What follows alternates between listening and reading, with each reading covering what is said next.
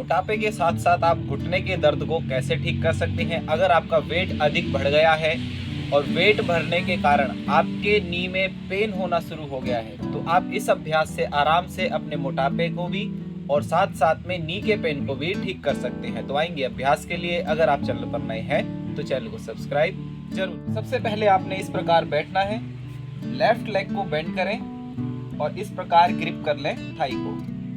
आराम से बिल्कुल आपने अपने एंकल से पूरा बिग सर्कल बनाया 10 टाइम क्लॉक और 10 टाइम ही एंटी क्लॉक। इस प्रकार आपने रोटेट करना है। फिर इसी प्रकार दूसरे पैर से भी इसका अभ्यास दोहराएं और फिर जस्ट इसके बाद आपने लेग को बेंड किया, थाई के ऊपर रखा, लेफ्ट एंकल को राइट थाई के ऊपर, फिर लेफ्ट नी को डाउन पुश करें श्वास बाहर छोड़ते हुए। फिर इनहेल करते हुए लिफ्ट और एक्सेल करते हुए डाउन।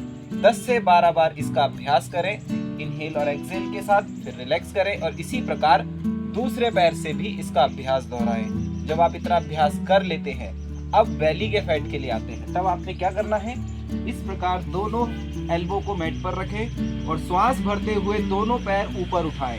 फिर श्वास छोड़ते हुए नीचे और श्वास भरते हुए ऊपर। 10 से 12 बार आपने इसका अभ्यास किया और फिर थोड़ा सा रिलैक्स किया। इसी प्रकार आपने 3 सेट करने हैं, 15-15 और 20-20 के इनहेल और एक्सेल के साथ अप डाउन और फिर रिलैक्स। अगर आप इस प्रकार नहीं बैठ पाते हैं तो आपने पूरा लेट जाना है और फिर श्वास भरते हुए दोनों पैर उठाए और श्वास छोड़ते हुए डाउन। इनहेल अप और एक्सेल डाउन।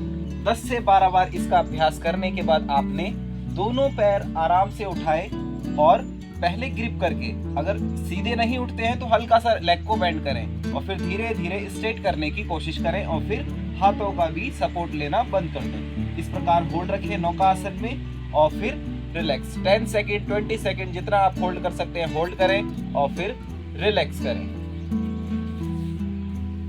तो सिर्फ इतने ही अभ्यास से आपकी नी का पेन और मोटापा आराम से कम हो जाता है, अगर आप डेली रूटीन में इसका अभ्यास करते हैं तो आज का हमारा अभ्यास बस इतना ही था। तब तक के लिए आज्ञा दीजिए।